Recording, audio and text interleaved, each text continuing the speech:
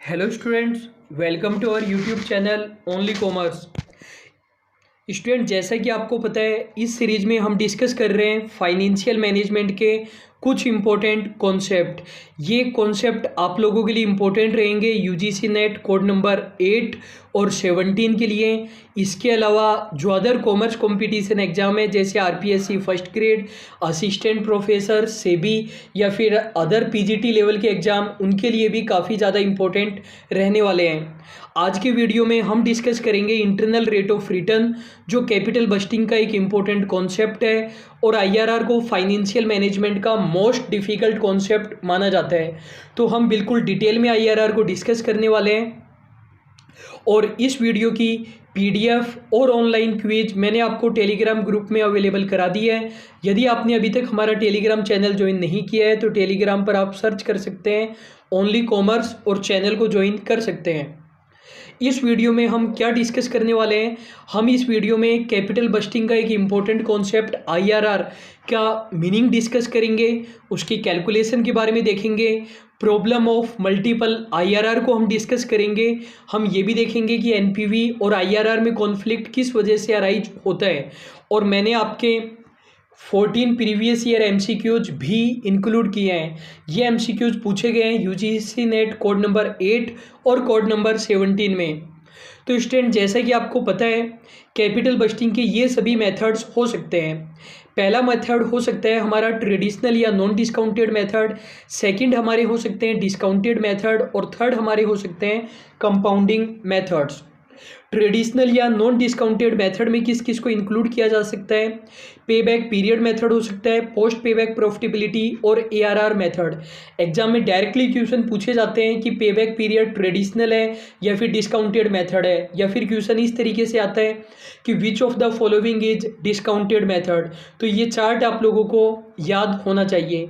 Discounted method में discounted pay back period method, NPV method, profitability index और IRR method, और compounding में terminal value method आता है। आज के इस वीडियो में हम आईआरआर को डिस्कस करने वाले हैं और काफ़ी ज़्यादा डिटेल में हम डिस्कस करेंगे। लगभग 40 मिनट का ये वीडियो होने वाला है। मुझे पता है अधिकतर स्टूडेंट को शॉर्ट में पढ़ने की आदत होती है, लेकिन स्टूडेंट आप लोग क्वेश्चन देखेंगे तो आपको पता चल जाएगा डिटेल में पढ़ने की रिक्वायरमेंट क्यों थी। तो हम स्टार्ट करते हैं। सबसे पहली बात देखो, आईआरआर का मीनिंग क्या होता है। जो आईआरआर वाले क्वेश्चंस होते हैं उनमें हमें आईआरआर कैलकुलेट करना होता है। कहने का मतलब हमारा जो आंसर आएगा वो परसेंटेज में आएगा और वो परसेंटेज हमारा आईआरआर रहेगा। अब जैसे मान लीजिए कि हमारा आंसर आ रहा है 10%, हमारा आंसर आ गया। अब ये 10% आईआरआर है, लेकिन ये 10% है क्या चीज़?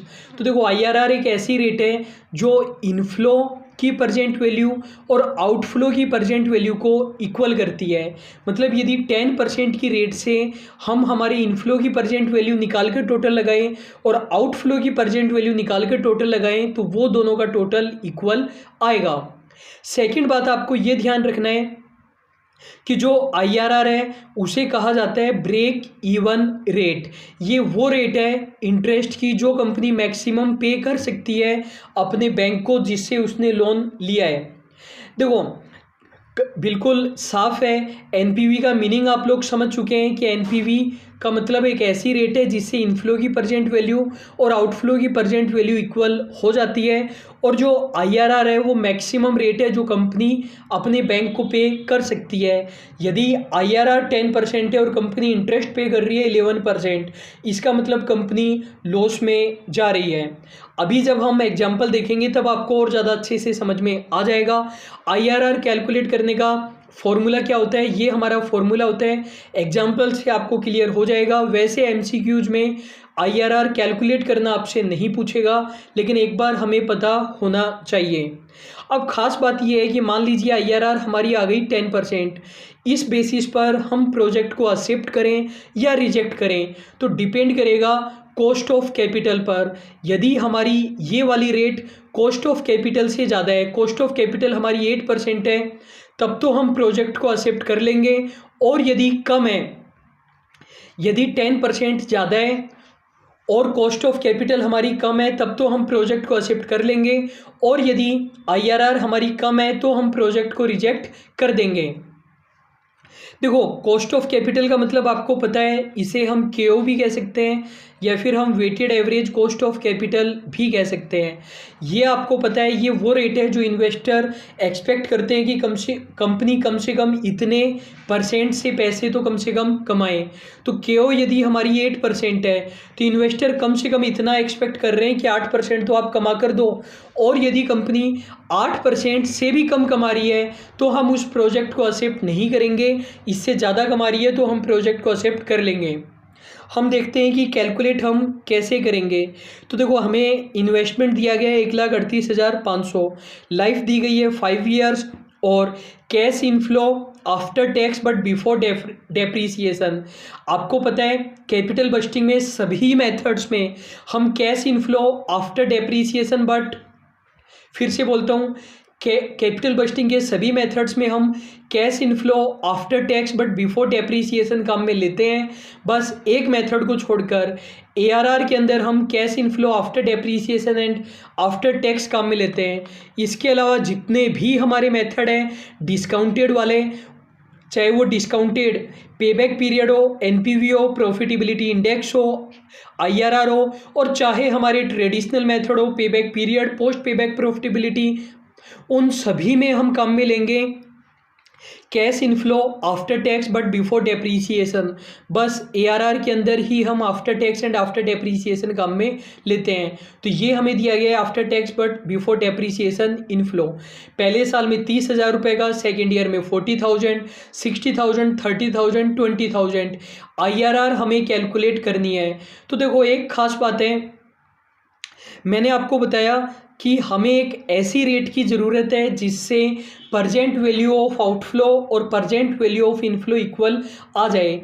ये हमें आउटफ्लो दिया गया है और आउटफ्लो केवल एक ही बार हुआ है प्रोजेक्ट के स्टार्टिंग में। तो हमें आउटफ्लो की परजेंट वैल्यू कैलकुलेट करने की रिक्वायरमेंट है क्या? बिल्कुल भी नहीं है। हमें आउटफ्लो की परजेंट वैल्यू कैलकुलेट नहीं करनी पड़ेगी, क्योंकि ये हमारा इन्वेस्टमेंट साल के स्टार्टिंग में हुआ है और एक ही बार हुआ है। लेकिन इनफ्लो कई बार हुआ है, पहले साल के एंड पर, दूसरे साल के एंड पर, फिर थर्ड, फोर्थ एंड फिफ्थ साल के एंड पर। तो इनकी हमें परजेंट वैल्यू निकालनी पड़ेगी। तो इसके लिए हमें एक रेट चाहिए होगी।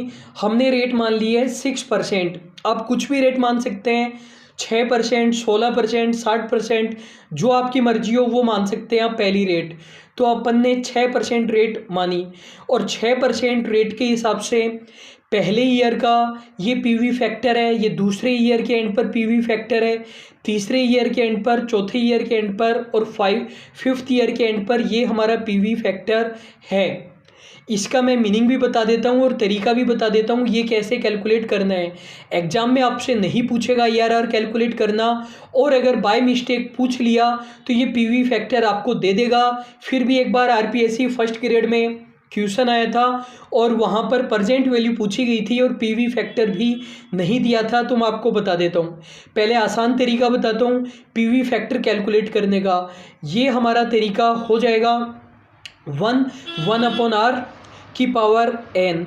अब जैसे हमें कैलकुलेट करना है, ये वाला कैलकुलेट करना है, मतलब फोर्थ ईयर वाला कैलकुलेट करना है, तो हम कैसे करेंगे? 1 plus R, 1 plus R, R हमारा कितना है? 6%। 6% का मतलब होता है 0.06, और n कितना हो जाएगा?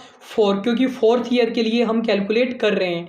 कहने का मतलब जो 1.06 है उसको हमें 4 बार मल्टीप्लाई करना है, और जो आंसर आए उसको हमें 1 से डिवाइड करना है। तो हमारा ये वाला 0.792 आ जाएगा। थोड़ा बहुत डिफरेंस आ सकता है क्योंकि हमने राउंड फिगर में लिखा है।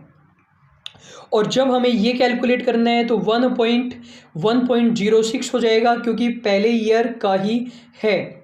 दूसरा एक और कॉन्सेप्चुअल तरीका भी मैं बता देता हूँ।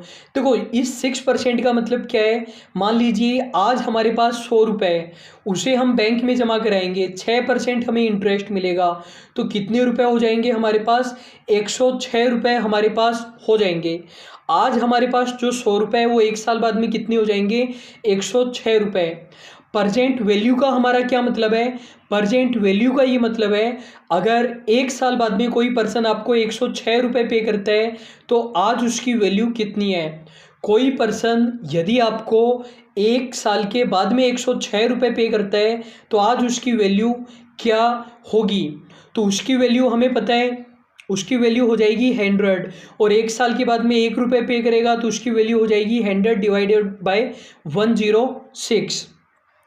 और 1 साल के बाद में यदि 30,000 रुपये पे करेगा तो 100 डिवाइडेड बाय 106 इंटू 30,000 और आंसर आ जाएगा हमारा 26,790। जिस भी 28,290। तो जिस भी तरीके से आप कैलकुलेट करना चाहें उस तरीके से आप स्टूडेंट कैलकुलेट कर सकते हैं। तो ये हमने पीवी फैक्टर निकाले और जो हमारा कैश इनफ्लो था उसको हमने मल्टीप्लाई किया। मल्टीप्लाई करने पर ये हमारा आंसर आया और हमने टोटल लगा दिया 1,52,990। तो जो हमारे इनफ्लोज थे उनकी परसेंट वैल्यू हमने 6% के हिसाब से निकाली और टोटल आ रहा है 1,52,990। लेकिन ये मैंने आपको पहले ही बताया, आईआरआर में हमें एक ऐसी परसेंट वैल्यू चाहिए जो आउटफ्लो की परसेंट वैल्यू के इक्वल हो। मतलब 1,52,990 आंसर नहीं चाहिए हमें आंसर चाहिए 1,38,500। तो 6% वाली रेट को आईआरआर मान ले क्या? नहीं मान सकते। 6% हमारा आंसर गलत है। ये जो हमने तुक्का लगाया था 6% से, ये हमारा गलत हो चुका है। अब हमें कोई और रेट चाहिए होगी। अब आप बोलोगे कि दूसरी रेट हम कैसे करें? तो वो कुछ टीचर क्या करते हैं, 4-5 रेट से कैलकुलेट करा देते हैं, 6 से, 8 से, 10 से, 12 से, फिर आंसर निकालते हैं। मैं आपको बता रहा हूँ केवल 2 ही रेट का आपको तुक्का लगाना पड़ेगा, फिर फॉर्मूले से आंसर आ जाएगा। तो पहली रेट हमने ये निकाली। अब आप मुझे ये बता दो, हमें वैल्यू 1,52,990 से ज़्यादा चाहिए या कम चाहिए? बिल्कुल सीधी सी बात है, कम चाहिए, क्योंकि हमें 1,38,500 चाहिए। तो हमारा जो आंसर है वो 6% से नहीं आएगा, बल्कि रेट हमें ज़्यादा लेनी पड़ेगी। जितनी ज़्यादा रेट होगी पीवी उतनी कम आएगी। तो रेट को आप डायरेक्टली ज़्यादा ले सकते हो, जितनी ज़्यादा आप ले सकते हो, 10, 12, 15, 20, 50, 70, कितनी भी रेट ले लो। तो मैंने 12% के हिसाब से किया है। ये हमारी परसेंट वैल्यू का फैक्टर आ जाएगा। कैसे कैलकुलेट करेंगे? अगर आपको ये कैलकुलेट करना है कि ये 712 कैसे आया, तो 1 डिवाइडेड बाई 1 प्लस 0.07 और इंटू की पावर 3, इससे ये हमारा आ जाएगा। और जो हमारी परसेंट वैल्यू थी 30,000, जो हमारा इनफ्लो था 30,000, उसको मल्टीप्लाई किया 0.893 से, 40,000 को मल्टीप्लाई किया 0.797 से, और ये हमारी परसेंट वैल्यू आ गई। टोटल किया तो 1,31,810। बस यही 2 वैल्यू हमें चाहिए, क्योंकि तुक्के से एग्जैक्ट आंसर तो हमारा आएगा नहीं। तो 1,52,990 और 1,31,810। अब हम फॉर्मूला लगा देंगे। देखो ये हमारा फॉर्मूला होता है LDR plus P1 minus Q upon P1 minus P2 into HDR minus LDR। LDR का मतलब क्या है? कम वाली रेट। कम वाली रेट कितनी है? 6%। P1 का मतलब क्या है? जो कम वाली रेट से परसेंट वैल्यू कितनी आ रही थी। Q का क्या मतलब है? आउटफ्लो। और इनको डिवाइड कर देना है P1 माइनस P2 से। P1 का मतलब है कम वाली रेट से परसेंट वैल्यू और P2 का मतलब है ज़्यादा वाली रेट से परसेंट वैल्यू। और उसके बाद HDR माइनस LDR, तो ज़्यादा वाली रेट और कम वाली रेट। इसको आप सोल्व करेंगे तो 10.24% हमारा आंसर आ जाएगा। और वैसे आप थोड़ा सा अंदाज़ा भी लगा सकते हैं। देखो हमारा जो आंसर है 6% से तो बहुत ज़्यादा आ रहा है, 12% से कम आ रहा है। हमें आंसर चाहिए 1,38,500 के लगभग। तो 12% से आंसर थोड़ा सा कम आएगा, तो 10% के लगभग हमारा आंसर आएगा। अब हम अगली बात देखते हैं। देखो मल्टीपल आईआरआर का क्या मतलब है? देखो ये वाला हमारा क्वेश्चन था, इस वाले क्वेश्चन में आंसर हमारा कितना आया? 10.24%। अब अगर मैं ये कहूँ कि आंसर 10.24 भी आ रहा है, 15% भी आ रहा है, 17% भी आ रहा है, तो ये हो सकता है क्या? आप बोलोगे कि सर ये तो बिल्कुल भी नहीं हो सकता, आंसर तो एक ही आएगा, और बिल्कुल सही बात है। और दूसरी बात, ये जो हमारा आंसर आया था 10.24%, इसको हम कंपेयर करेंगे KO से। KO यदि हमारा 15% है तो हम इस प्रोजेक्ट को रिजेक्ट कर देंगे, और KO हमारा 8% है तो हम एक्सेप्ट कर लेंगे। IRR हमारा ज़्यादा होना चाहिए KO से। अब मैं बोल रहा हूँ कई बार क्या होता है, क्वेश्चन ऐसा होता है एक से ज़्यादा IRR आ जाती है, एक ही क्वेश्चन के 2 या 3 या 5 आंसर आ सकते हैं। आप बोलोगे कि ऐसा कब हो सकता है?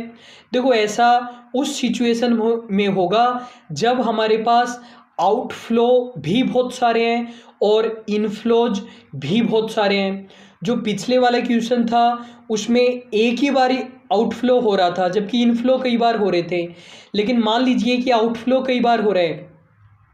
पहले हमने 50,000 रुपये लगाए, फिर 40,000 लगाए, फिर 30,000 लगाए, और जो इनफ्लो हुआ हमारा पहली साल में 50,000 हुआ, फिर हमारा 1,00,000 रुपये का इनफ्लो हुआ, फिर हमारा 2,00,000 रुपये का इनफ्लो हुआ, और ये हमारा आउटफ्लो है। तो कई बार आउटफ्लो हो रहा है और कई बार इनफ्लो हो रहा है। आप बोलोगे कि सर इसमें क्या प्रॉब्लम है, निकाल लेंगे हम, एक ही IRR आ जाएगा। देखो नहीं आएगा। पिछले वाले क्वेश्चन में तो देखो आप क्या कर रहे थे, यहाँ पर जो हमारा टोटल आउटफ्लो हुआ है, देखो टोटल आउटफ्लो हमारा कितना हुआ है, 50 प्लस 40,000 प्लस 30,000। तो देखो स्टूडेंट, हमारा जो टोटल आउटफ्लो हुआ है, टोटल आउटफ्लो हुआ है हमारा 1,20,000 रुपये का हुआ है। अब यदि 1,20,000 रुपये हम एक साथ ही लगा देते तो इनफ्लो के लिए हम रेट में तुक्का लगा देते, क्योंकि यहाँ पर हमारा ऑब्जेक्टिव होता है 1,20,000 इनफ्लो की प्रेजेंट वैल्यू आनी चाहिए। लेकिन अब हम रेट कौन सी लगाएं, जो हमारे आउटफ्लो है उसकी वैल्यू इनफ्लो के बराबर होनी चाहिए और जो इनफ्लो है उसकी वैल्यू आउटफ्लो के बराबर होनी चाहिए। तो ये कॉम्प्लेक्स इक्वेशन बन चुका है।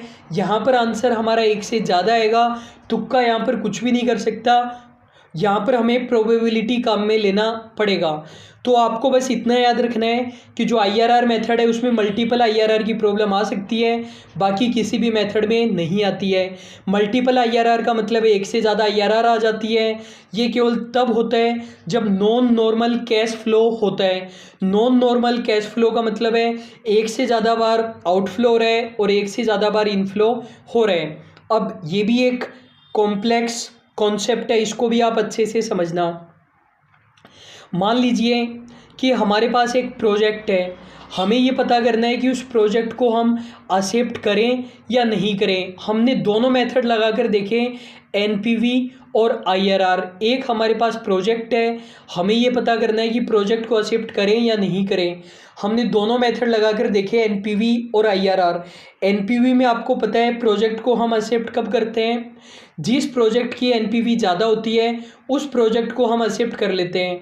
और IRR में हम कब एक्सेप्ट करते हैं, यदि IRR कॉस्ट ऑफ कैपिटल से ज़्यादा होता है तो हम एक्सेप्ट कर लेते हैं। मान लीजिए दो प्रोजेक्ट है, प्रोजेक्ट A और प्रोजेक्ट B, दोनों में से एक प्रोजेक्ट को एक्सेप्ट करना है। दोनों मेथड हमने लगाई सॉरी। तो देखो प्रोजेक्ट A की NPV ज़्यादा आ रही है, लेकिन जो IRR है वो प्रोजेक्ट B की ज़्यादा आ रही है। कहने का मतलब NPV मेथड ये कहता है प्रोजेक्ट A को एक्सेप्ट करो क्योंकि प्रोजेक्ट A की NPV ज़्यादा है, जबकि IRR मेथड ये कहता है कि आप प्रोजेक्ट B को एक्सेप्ट करो क्योंकि प्रोजेक्ट B की IRR कॉस्ट ऑफ कैपिटल से बहुत ज़्यादा है। तो यहाँ पर क्या हुआ, कॉन्फ्लिक्ट अराइज हो गया, डिफरेंसेस अराइज हो गए, कॉन्फ्लिक्ट अराइज हो गया NPV में और IRR में।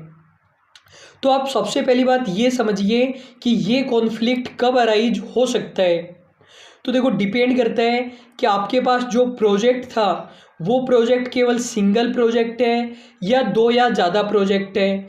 यदि आपके पास एक ही प्रोजेक्ट होगा तो कभी भी NPV और IRR में डिफरेंसेस अराइज नहीं होंगे। जिस मेथड को NPV रिकमेंड करेगा उसी प्रोजेक्ट को हमारा IRR रिकमेंड करेगा, कोई भी कन्फ्यूजन नहीं होगा। लेकिन दो या ज़्यादा प्रोजेक्ट है तो डिपेंड करेगा वो इंडिपेंडेंट प्रोजेक्ट है या फिर डिपेंडेंट प्रोजेक्ट है। यदि इंडिपेंडेंट प्रोजेक्ट है तब कभी भी डिफरेंसेस अराइज नहीं होगा, यदि डिपेंडेंट प्रोजेक्ट है तब डिफरेंसेस अराइज हो सकता है। यदि डिपेंडेंट प्रोजेक्ट है एक ही से ज़्यादा तब डिफरेंसेस अराइज होगा IRR में और NPV में। आप बोलोगे ये इंडिपेंडेंट और डिपेंडेंट का क्या लफड़ा है। देखो इंडिपेंडेंट और डिपेंडेंट का लफड़ा ये है, मान लीजिए कि आपको दोनों ही प्रोजेक्ट एक्सेप्ट करने हैं, A भी एक्सेप्ट करना है और B भी एक्सेप्ट करना है, तब तो इनको माना जाता है डिपेंडेंट प्रोजेक्ट। और यदि आपको दोनों में से एक ही प्रोजेक्ट एक्सेप्ट करना है तो उनको माना जाता है इंडिपेंडेंट प्रोजेक्ट या म्यूचुअली एक्सक्लूसिव प्रोजेक्ट। तो यदि हमें A और B में से एक ही प्रोजेक्ट एक्सेप्ट करना है तो डिफरेंसेस अराइज नहीं होंगे, दोनों ही प्रोजेक्ट को एक्सेप्ट करना है तो हमारे डिफरेंसेस अराइज होंगे। मान लीजिए कि आपको परचेज करना है, मान लीजिए कि आपको परचेज करना है, टीवी परचेज करना है और आपको अमेजोन की फायर स्टिक परचेज करनी है। आपने ये डिसाइड किया है कि परचेज करेंगे तो हम दोनों ही परचेज करेंगे, एक अकेली चीज़ परचेज नहीं करेंगे। तो आपने बहुत सारे कॉम्बिनेशन बनाए इसके। आपने टीवी देखा, मान लीजिए सोनी का टीवी देखा और अमेजोन की फायर स्टिक देखी। दूसरा कॉम्बिनेशन आपने देखा, मान लो आपने देखा ओनिडा का टीवी देखा और एमआई की फायर स्टिक देखी। तीसरा कॉम्बिनेशन मान लीजिए आपने कोडेक का टीवी देखा और जो गूगल की फायर स्टिक आती है गूगल क्रोम, वो आपने देखा। तो यहाँ पर जो हमारे प्रोजेक्ट है, ये जो दो प्रोजेक्ट है, प्रोजेक्ट ए प्रोजेक्ट बी, ये दोनों ही प्रोजेक्ट डिपेंडेंट है क्योंकि दोनों को आप एक्सेप्ट करोगे और यहाँ पर भी आप देखोगे कौन सा प्रोजेक्ट बढ़िया है। तो यहाँ पर हमारे डिफरेंसेस अराइज हो सकते हैं एनपीवी में और आईआरआर में। तो पहली बात मैंने आपको समझा दी है कि जो डिफरेंसेज है वो कब अराइज हो सकते हैं। पहली बात, डिफरेंसेज का मतलब क्या है, एनपीवी अलग प्रोजेक्ट को रिकमेंड कर रहा है और आईआरआर अलग प्रोजेक्ट को रिकमेंड कर रहा है। एक ही प्रोजेक्ट है तब कभी भी डिफरेंसेज अराइज नहीं होंगे। एक से ज़्यादा प्रोजेक्ट है तब भी केवल डिफरेंसेज तभी अराइज होंगे जब डिपेंडेंट प्रोजेक्ट होते हैं। और डिफरेंसेस अराइज होने का रीज़न क्या होता है, देखो मेन रीज़न समझो पहले आप, मेन रीज़न क्या होता है। मेन रीज़न होता है अजम्पशन का। एनपीवी में हम एक अजम्पशन लेकर चलते हैं कि जो भी हमारे इनफ्लो है उनको हमने कॉस्ट ऑफ कैपिटल की रेट पर री इन्वेस्ट कर दिया है। एनपीवी में हम अजम्पशन लेते हैं कि जो भी हमारे इनफ्लोज है उन्हें हमने कॉस्ट ऑफ कैपिटल की रेट से री इन्वेस्ट कर दिया है। जबकि जो आईआरआर मेथड है उसमें हम ऐसी कोई भी अजम्पशन नहीं लेते हैं। मेन रीज़न ये होता है। और इन्हीं रीज़न को यदि हम डिवाइड करें तो क्या होता है, क्योंकि इनफ्लो और आउटफ्लो की अमाउंट अलग अलग है, इनफ्लो और आउटफ्लो का टाइम अलग अलग है, इनफ्लो का पैटर्न अलग अलग हो सकता है। पैटर्न का मतलब पहले इनफ्लो हुआ फिर आउटफ्लो फिर इनफ्लो फिर आउटफ्लो, पैटर्न अलग अलग हो सकता है। और प्रोजेक्ट की लाइफ भी अलग अलग हो सकती है। जो प्रोजेक्ट की लाइफ है हमारी वो भी अलग अलग हो सकती है।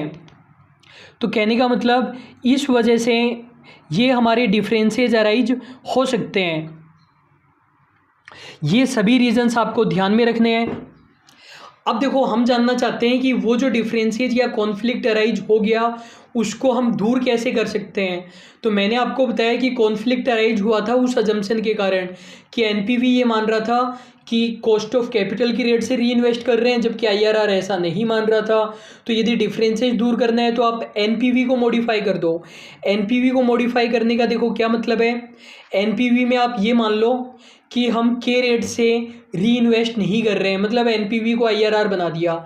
या आईआरआर में आप ये मान लो कि के रेट से री इन्वेस्ट कर रहे हैं, मतलब आईआरआर को एनपीवी बना दिया, तब तो कोई डिफरेंसेस अराइज हो ही नहीं सकते। एक लास्ट कॉन्सेप्ट आप और देख लीजिए, एनपीवी प्रोफाइल। मुझे पता है यदि आप पहली बार इन कॉन्सेप्ट को देख रहे हैं और पहले आपने नहीं देखे हैं तो आपको डिफ़िकल्ट लग रहे होंगे, लेकिन जब हम एमसीक्यूज करेंगे तब आपको बिल्कुल आसान लगेगा। आप सोच रहे होंगे कि एनपीवी प्रोफाइल को हम आईआरआर में क्यों डिस्कस कर रहे हैं, क्योंकि आईआरआर यहाँ पर हमारा काम में आने वाला है। डायरेक्ट आप ग्राफ से समझिए। ग्राफ में देखो इतना आप सभी को पता है, ग्राफ में ये वाली जो हॉरिजॉन्टल लाइन होती है इसे हम कहते हैं एक्स एक्सिस, और ये जो वर्टिकल लाइन होती है इसे हम कहते हैं वाई एक्सिस।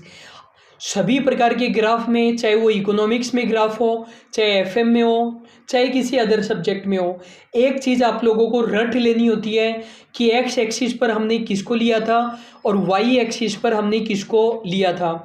आप कहेंगे ये तो हम हमारी मर्जी से ले सकते हैं सॉरी, तो आप कहोगे कि ये तो हम हमारी मर्जी से ले लेंगे कि एक्स एक्सिस पर किसको लेना है और वाई एक्सिस पर किसको लेना है। देखो जो क्वेश्चन होते हैं, जैसे ये फिक्स कॉन्सेप्ट है हमारा एनपीवी प्रोफाइल, तो यहाँ पर आप अपनी मर्जी से नहीं ले सकते। यहाँ पर जो हम लेते आए हैं वही हमें लेना पड़ेगा, वरना हमारा आंसर चेंज हो जाएगा। तो एक्स एक्सिस पर तो हमें लेना है cost of capital. Cost of capital मतलब केओ, जिसे आप WACC भी कह सकते हो। और जो वाई एक्सिस है यहाँ पर हमें एनपीवी लेनी है। तो ये जो 6 लाख, 5 लाख, 4 लाख, 3 लाख, 2 लाख, 1 लाख, ये हमारी एनपीवी है। मान लीजिए एक ही प्रोजेक्ट की एनपीवी है। आप सोच रहे होंगे एक ही प्रोजेक्ट की एक से ज़्यादा एनपीवी कैसे हो सकती है। ये हमने माना है कि यदि 1 लाख एनपीवी हो तो क्या होगा, 2 लाख हो तो क्या होगा, और वैसे भी एनपीवी एक्सपेक्टेड होती है। और ये हमने के रेट माना कि के रेट यदि 0 हो, 5 हो, 10 हो, 15 हो, 20 हो, 25 हो, 30 हो तो क्या होगा। तो ये आपको ध्यान रखना है। एक्स एक्सिस पर के रेट है, वाई पर एनपीवी है। अब आप एक बात देखिए कि ये वाली जो रेट है, आप मुझे एक बात बताइए, ये रेट लगभग कितनी है। ये रेट देखो 20 और 25 है, तो बिल्कुल बीच की बात करें तो 22.5 आएगा। 20 और 25 के बिल्कुल बीच में 22.5 आएगा, क्योंकि 5 का डिफरेंस है। और आप बोलोगे कि ये बिल्कुल बीच में नहीं है, बीच से थोड़ा सा लेफ्ट में है, तो हम इस रेट को मान लेते हैं, आप 22% मान लीजिए इस रेट को। समझ गए ना आप मेरी बात। इस रेट को हम 22% मान लेते हैं। तो आप मुझे ये बताइए ये 22% क्या है। ये 22% हमारा IRR है। IRR वो रेट होती है जिस पर एनपीवी हमारा 0 होता है। एनपीवी 0 होने का मतलब present value of inflow present value of outflow बराबर हो जाती है, और बराबर होने का मतलब एनपीवी 0 आएगा। तो ये 22% हमारी 22% हमारी IRR हो गई। तो कोई आपसे पूछे एनपीवी प्रोफाइल में IRR कैसे कैलकुलेट करते हैं, जहां पर एनपीवी प्रोफाइल या NPV curve Y X axis को टच करते हैं वो IRR होती है। एक दूसरी बात और समझिए, इस एग्जांपल में हमने 2 प्रोजेक्ट लिए हैं। येलो वाले को हम प्रोजेक्ट 1 बोल रहे हैं और ब्लू वाले को हम प्रोजेक्ट 2 बोल रहे हैं। अब ये क्या शो करता है, उसी तरीके से वाई वाले पर हमने एनपीवी लिया है और एक्स एक्सिस पर हमने के रेट लिया है। अब देखो यदि हमारी रेट जो के रेट है वो 10% है, तो आप मुझे ये बताइए कौन सा प्रोजेक्ट बढ़िया रहेगा। यदि हमारी के रेट 10% है तो हमारा प्रोजेक्ट बढ़िया रहेगा 2 वाला। लेकिन यदि हमारी रेट है 20% के रेट, तो कौन सा प्रोजेक्ट बढ़िया रहेगा। तो हमारा प्रोजेक्ट बढ़िया रहेगा येलो वाला, यानी प्रोजेक्ट 1, क्योंकि यहाँ पर हमारी एनपीवी ज़्यादा आ रही है। और जहाँ पर ये दोनों क्रॉस कर रहे हैं, क्रॉस कहाँ पर कर रहे हैं, क्रॉस कर रहे हैं एग्जैक्ट 15% पर क्रॉस कर रहे हैं। इसे कहा जाता है cross over rate. Cross over rate क्या बता रही है कि जब तक 15% से कम है हमारी के रेट, तब तक हमारा प्रोजेक्ट 1 बढ़िया है, और यदि 15% से ज़्यादा हो गई के रेट तो हमारा प्रोजेक्ट 2 अच्छा हो जाएगा। थ्योरी देख लेते हैं। एनपीवी एक ऐसा ग्राफ है जो रिलेशनशिप बताता है किसमें, एनपीवी में और कॉस्ट ऑफ कैपिटल में। जब हमने डिफरेंट एनपीवी और डिफरेंट कॉस्ट ऑफ कैपिटल ली, वाई एक्सिस पर हमने एनपीवी को लिया और एक्स एक्सिस पर हमने WACC को लिया। एनपीवी ये बताता है कि एनपीवी प्रोफाइल ये बताता है कि एनपीवी में क्या क्या चेंजेस आते हैं जब हम कॉस्ट ऑफ कैपिटल को चेंज करते हैं। जहाँ पर एनपीवी कर्व, जहाँ पर हमारा जो एनपीवी कर्व है वो एक्स एक्सिस को टच करता है, वाई नहीं आएगा, एक्स एक्सिस आएगा, तो उसे हम कहेंगे IRR। और जहाँ पर 2 एनपीवी प्रोफाइल एक दूसरे को कट करते हैं उसे हम क्रॉस ओवर रेट कहते हैं। अब स्टूडेंट हम प्रीवियस ईयर MCQs देखेंगे। ये सभी टॉपिक और सभी MCQs आपके प्रीवियस ईयर एग्जाम में पूछे गए हैं, तो आप ये मत सोचना कि मैंने बिना किसी रीज़न के आपको टफ कॉन्सेप्ट समझाए हैं। ऐसे ही क्वेश्चन आजकल एग्जाम में आने वाले हैं। और यदि आपको JRF या कोई बड़ा गवर्नमेंट वैकेंसी का एग्जाम निकालना है तो ऐसी चीज़ें आपको डिस्कस जरूर करनी पड़ेगी। क्वेश्चन देखते हैं। Conflict in project ranking in capital budgeting as per NPV and IRR में अराइज बिकॉज ऑफ। तो देखो क्वेश्चन ये जानना चाहते हैं कि जो एनपीवी और IRR है उनमें जो कॉन्फ्लिक्ट अराइज होता है वो किस वजह से हो सकता है।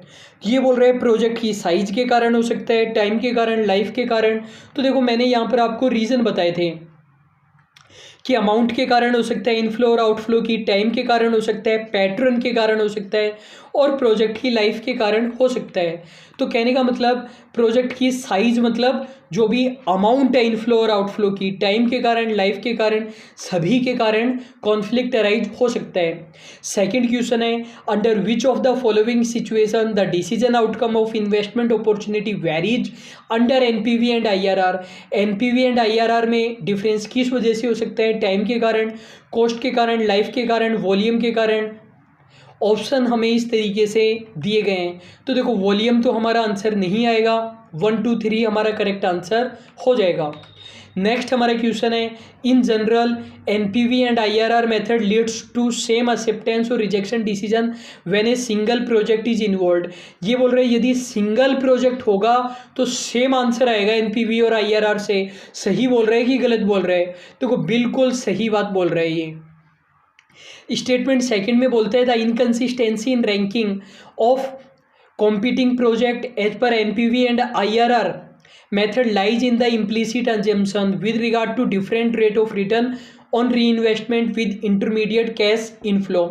ये बोल रहा है जो डिफरेंस आता है वो इस वजह से आता है क्योंकि हमने अजम्पशन अलग अलग ले रखी है री इन्वेस्ट करने के लिए। जैसे कि आपको पता है एनपीवी में अजम्पशन ये है कि हम के रेट पर री इन्वेस्ट करते हैं और आईआरआर में ऐसी अजम्पशन नहीं है। तो दोनों स्टेटमेंट हमारे ट्रू है कि रॉन्ग है? दोनों ही स्टेटमेंट हमारे ट्रू है। नेक्स्ट हमारे क्वेश्चन है, which one of the following is not a source of conflict in project ranking in capital budgeting as per NPV and IRR. Question ये जानना चाहता है कि इनमें से कौन सा रीजन नहीं है डिफरेंस अराइज होने का। तो ये बोल रहे हैं पहली बात कैपिटल बजट तो होता है, तो ये हमारा आंसर नहीं आएगा। आपको पता है जब इनफ्लो आउटफ्लो की अमाउंट अलग अलग है तो डिफरेंसेस अराइज होगा। टाइम के कारण भी डिफरेंस अराइज होता है। क्वेश्चन जानना चाहता है किसके कारण अराइज नहीं होता है। नॉट इंडिपेंडेंट का मतलब डिपेंडेंट प्रोजेक्ट है, डिपेंडेंट प्रोजेक्ट होगा तो कॉन्फ्लिक्ट अराइज होगा। कहने का मतलब नन ऑफ द वो हमारा आंसर आ जाएगा। नेक्स्ट हमारा क्वेश्चन है, NPV method and IRR method of capital budgeting technique में give conflict accept reject decision due to. किस वजह से अलग अलग आंसर आ सकते हैं? इनिशियल इन्वेस्टमेंट अलग अलग है, टाइमिंग अलग अलग है, लाइफ अलग अलग है, तीनों ही हमारे सही है 1 2 3। नेक्स्ट हमारा क्वेश्चन है, NPV and IRR method of investment evaluation में give divergent accept rejection decision on account of which of the following. तो आप देख सकते हैं क्वेश्चन कितनी ज़्यादा बार रिपीट हुआ है और मुझे पूरा विश्वास है 90% से ज़्यादा स्टूडेंट इस टॉपिक को छोड़कर जाते हैं।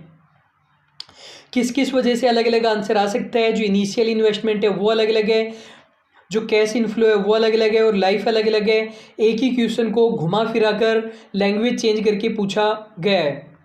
नेक्स्ट हमारा क्वेश्चन है, the problem of conflict in ranking between NPV and IRR arises on account of differences in pattern of cash flow with reference to time can be resolve. ये बोल रहे हैं दोनों में जो कॉन्फ्लिक्ट अराइज होता है एनपीवी और आईआरआर में, कॉन्फ्लिक्ट आप कैसे दूर कर सकते हो? मॉडिफाइड एनपीवी कम मिलो, मॉडिफाइड आईआरआर कम मिलो, दोनों ही करेक्ट है। आपको पता है मॉडिफाइड एनपीवी का मतलब है इस अजम्पशन को हम छोड़ देंगे कि के रेट से हम री इन्वेस्ट कर रहे हैं, और मॉडिफाइड आईआरआर का मतलब है ये अजम्पशन हम ले लेंगे कि के रेट से हम री इन्वेस्ट कर रहे हैं। मतलब एनपीवी को या तो आईआरआर बना दो या आईआरआर को एनपीवी बना दो। नेक्स्ट हमारा क्वेश्चन है, the IRR of a project is the discount rate which reduced its NPV to 0। Question बोल रहे हैं आईआरआर वो रेट होती है जिस पर एनपीवी 0 होता है। सही है गलत? सही बात है। A project is worth accepting if IRR exceeds cost of capital. यदि आईआरआर ज़्यादा होगी कॉस्ट ऑफ कैपिटल से तो हम एक्सेप्ट कर लेंगे, ये भी सही है। नेक्स्ट हमारा क्वेश्चन है, interim cash inflow are reinvested at a rate of return to the internal rate of return. ये बोल रहे हैं वो कौन सा मेथड है जिसके अंदर हम री इन्वेस्ट करते हैं, कौन सी रेट से? इंटरनल रेट ऑफ रिटर्न से। तो सीधी सी बात है आंसर हमारा आईआरआर हो जाएगा। नेक्स्ट हमारा क्वेश्चन है, विच ऑफ द फॉलोइंग इक्वेट्स यानी बराबर करता है the PV of cash outflow and PV of cash inflow. Inflow और आउटफ्लो की पीवी को बराबर कौन करता है? आईआरआर करता है। नेक्स्ट हमारा क्वेश्चन है, which one of the following method of capital budgeting assume that cash inflow are reinvested at project rate of return. कौन सा मेथड ये मानते हैं? प्रोजेक्ट रेट ऑफ रिटर्न से हम री इन्वेस्ट करते हैं, आंसर हो जाएगा IRR, क्योंकि एनपीवी तो ये मानते हैं के रेट से हम री इन्वेस्ट करते हैं। नेक्स्ट हमारा क्वेश्चन है the discount rate that makes NPV equal to zero, वो कौन सा मेथड है जो एनपीवी को जीरो कर देता है? आंसर हो जाएगा हमारा IRR। तो स्टूडेंट देखो ये वाला लास्ट हमारा क्वेश्चन है, इसका आंसर आप लोगों को ही बताना है। In which of the following appraisal criteria of capital budgeting the use of varying opportunity cost of capital as a discount factor is possible? फिर से देखते हैं, in which of the following appraisal criteria of capital budgeting the use of varying opportunity cost of capital as a discount rate is possible. ये बोल रहे हैं कि इन चारों में से वो कौन सा मेथड है जिस मेथड में हम डिफरेंट रेट काम में ले सकते हैं। मतलब कुछ मेथड तो ऐसे होते हैं जिनमें एक ही रेट काम में आएगी प्रेजेंट वैल्यू को निकालने के लिए। ये बोल रहे हैं वो कौन सा मेथड है जिसमें एक से ज़्यादा डिफरेंट रेट हम काम में ले सकते हैं। तो स्टूडेंट एक बार देखते हैं हम कि हमारे इसमें आंसर क्या आएगा। तो देखो यहाँ पर पेबैक पीरियड और ARR तो हमारा आंसर बिल्कुल भी नहीं आ सकता, क्योंकि यहाँ पर हम प्रेजेंट वैल्यू कैलकुलेट नहीं करते हैं। IRR भी हमारा आंसर नहीं आएगा, क्योंकि IRR के अंदर हम प्रेजेंट वैल्यू के लिए डिफरेंट रेट काम में तो लेते हैं, लेकिन जो हमारा फाइनल आंसर आएगा वो एक ही रेट से आएगा। मतलब बाकी तो हमने तुक्का लगाया था, जो आंसर है वो तो हमारा एक ही रेट आएगा, जबकि एनपीवी में के रेट हमारी डिफरेंट हो सकती है। मतलब के रेट हमारी अगर 8% है तो 8% से हम प्रेजेंट वैल्यू निकालेंगे, 12% है तो 12% से, 15% है तो 15% से, तो एनपीवी हमारा करेक्ट आंसर हो जाएगा। लास्ट हमारा क्वेश्चन है IRR is determined where, IRR कहाँ पर होगी? इस क्वेश्चन का आंसर आप लोगों को कमेंट बॉक्स में बता देना है। और यदि आपको लगता है कि आपको आंसर नहीं आता है तो आप हमारा व्हाट्सएप ग्रुप ज्वाइन कर सकते हैं, वहाँ पर मैं आप लोगों की क्वेरीज को सॉल्व करता हूँ। लेकिन एक बात ध्यान रखना, टेलीग्राम ग्रुप सभी के लिए, व्हाट्सएप ग्रुप केवल सेलेक्टेड स्टूडेंट्स के लिए है जो एक्टिव लर्नर है। मुझे लगता है अच्छे क्वेश्चन पूछेंगे, फालतू की बातें नहीं करेंगे, उन्हीं लोगों के लिए व्हाट्सएप ग्रुप होते हैं।